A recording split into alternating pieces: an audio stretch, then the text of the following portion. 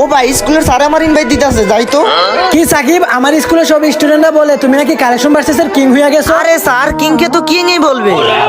তাহলে আসো একটা কালেকশন ভার্সেস হয়ে যাক, স্টুডেন্ট ভার্সেস টিচার।